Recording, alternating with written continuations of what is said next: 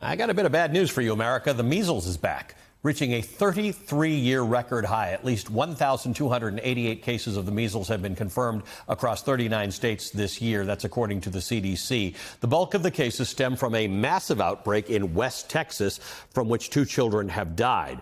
Now, to put this in perspective, scientists declared measles to have been eliminated in the U.S. in the year 2000. Now, what that means is that in the year 2000, no cases of measles infection originated within the United States, and new cases were only found when someone contracted the disease abroad and returned to the country. Yet here we are in 2025 facing 27 outbreaks in multiple states where 65% of the cases are in people under the age of 19. And out of all the cases, a whopping 92% are in people who are unvaccinated. Now, I've said this before, but let's just talk about measles and how contagious it is. It's one of the most contagious diseases known to humankind. Let me paint a picture here. The CDC says if you have one infected person with the measles and there are 10 unvaccinated people around, 9 of the 10 of those people will get the measles. Now, most people recover without issue. 1 in 5 unvaccinated people who contract measles will be hospitalized, according to the CDC. 1 in 10 children with measles will develop ear infections that can lead to hearing loss. As many as 1 in 20 children who get measles gets pneumonia. That's the most common cause of death from measles in young children. About 1 in 1,000 who get measles will develop brain swelling that can lead to brain damage, and up to 3 in 1,000 who become infected will die. Those facts are chilling, but it doesn't have to be this way. It wasn't this way for more than 2 decades. We've got a vaccine to prevent all of this. But there's renewed anti-vaccine sentiment in this country, and it's being perpetuated by our most powerful and influential leaders. The Health and Human Services Secretary, Robert F. Kennedy Jr., has claimed the measles vaccine weakens over time. It's a fact that scientists refute. He's downplayed the outbreak, saying more focus should be placed on chronic diseases. In May, he directed the CDC to find a new, quote, scientific process for treating the disease with drugs and vitamins. And last month, he fired the CDC's Independent Vaccine Advisory Committee and replaced them with hand-selected members, some of whom have expressed skepticism about vaccines. Joining me now is MSNBC senior reporter Brandy Zadrozny. She covers the online activities of far-right politicians and extremists, including the anti-vax movement. Brandy, you and I have been talking about this some version of the story for years now. The fact that medical misinformation is the sort of the worst force, the most common type of misinformation. But now this isn't random misinformation in weird, dark corners of the internet. This is the Secretary of Health and Human Services. I don't know how causal you believe this is, but now we have several measles outbreaks in the United States. I think it's a one-to-one compare. You can draw the line between when Robert F. Kennedy Jr. started his anti-vaccine activism and to the moment that we're in now. I mean, let's think about the last time we had measles outbreaks like this, right? As we say, it's the worst in 30-something years. In the 80s, when we had measles outbreaks, we learned a lesson from that. We learned that 2 doses of the vaccine is the thing that we want to do. Right. And we instituted that. Right. And we stopped those outbreaks. And then in the 90s, we had outbreaks again. Oh, no. And we learned a lesson from that. And we had a health infrastructure that said what we need. And we had Congress that worked together and said what we need is a program that will give vaccines to poor children. So we started the Vaccine for Children's program, wildly successful program. Right. And now here we are. In the last 20 years, we have had a flood of misinformation on vaccines spread by Robert F. Kennedy Jr. and his organization, they have had they alone have been doing this. They were the only game in town. Right. And they have brought us to this moment. And now, because of lots of things, because of COVID, because of Trump, because of polarization, we are at this moment where he is in charge of our public health. And instead of learning a lesson, I reported on 2 children in Texas dying from measles, and their parents still don't believe it. They think, like you just said in those great stats, that they died of pneumonia caused by measles. Right. And they refuse to admit it. So we're in this very scary moment where there are lessons to be learned. There are people have paid the price, children have paid the price, but we're not going to learn them because Robert F. Kennedy Jr. is the head of our public health. Talk to me about, in some of these outbreaks, they are in closed communities where people have religious reasons to not want to get a vaccine. When talking about something like measles, and we're not in a pandemic, so we're not in a closed situation, how dangerous is that to people who are outside of that environment?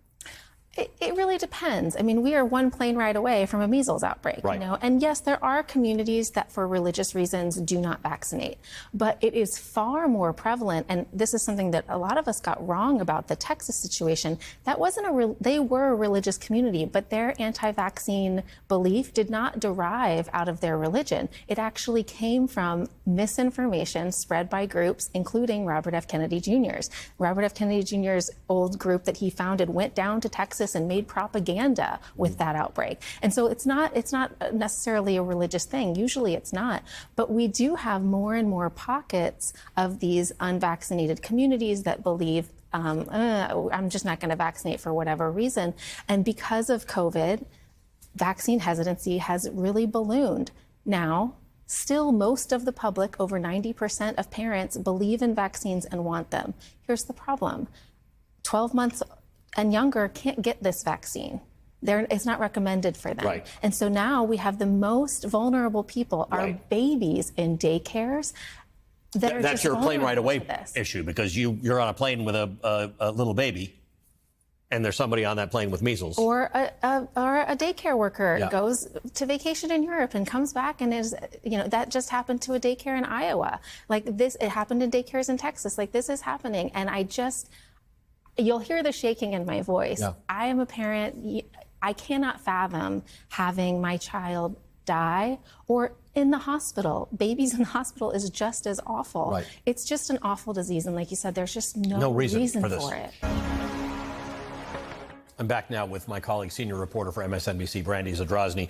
Brandy, public health, the reason we live to the ages we live to these days is a public health success, right? There's all sorts of things that come more from public health than they do from individual discoveries here and there. It's the idea that we learn what's good for society and we spread that across society.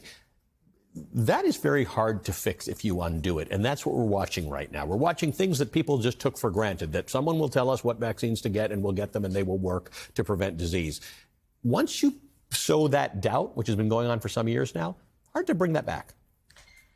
I don't know how we bring that back. And it's not just because, like, you know, people's minds have been so poisoned against experts in this country, which they absolutely have. There is just such a deep distrust that nobody believes anything anymore. That's very, very prevalent, especially around this, like, MAHA group and around the MAGA people. It just is. But it's not just. But the bigger problem here in regards to that and in regards to our institutions is we have people at the top, like Robert F. Kennedy Jr. Robert F. Kennedy Jr. has spent the last several months truly dismantling our public health infrastructure.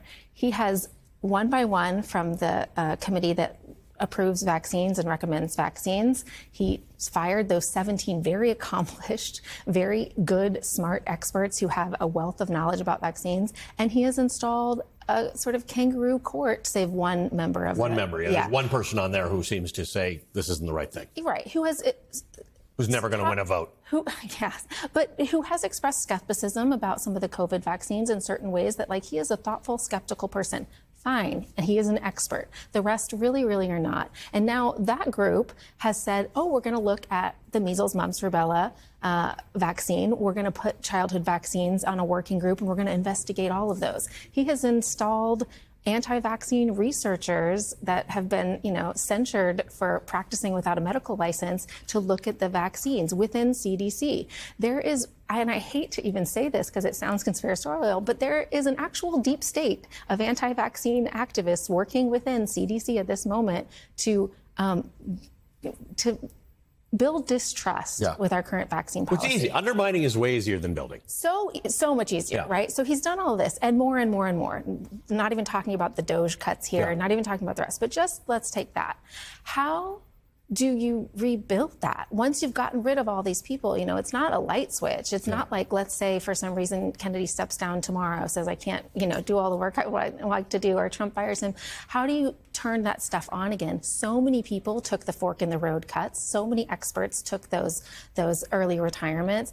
I talk to CDC people all the time. They blow up my phone, and it's just like people are still fighting the good fight. But every single day that passes, they worry that how do we rebuild these things which have been decimated. You don't tell me about the language. You don't love the use of vaccine skeptic, or you just don't like it used in some ways.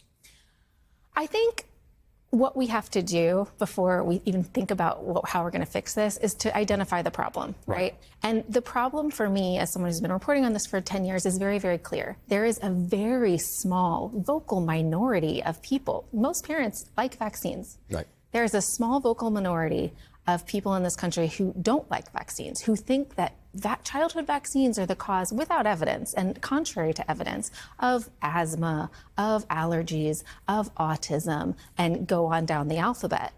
They're not, but they think that. And so these people have come in and somehow, for some reason, I don't know if because, one ran for president and now he's in charge of public health. This is on us. This is on part of the media that I see headlines every single day calling him a vaccine skeptic. Skepticism is great. We are journalists. Skepticism is wonderful. This is not skepticism. It's cynicism. And not just that, let's talk about Robert F. Kennedy Jr. He's a person that makes a living on lawsuits that target vaccines. Through the group that he founded, Children's Health Defense, they get victims of vaccine injury and make them litigants in lawsuits that pay Robert F. Kennedy Jr. This is not a skeptic. And I think before we think about doing what's going to fix this, we need to think about the problem.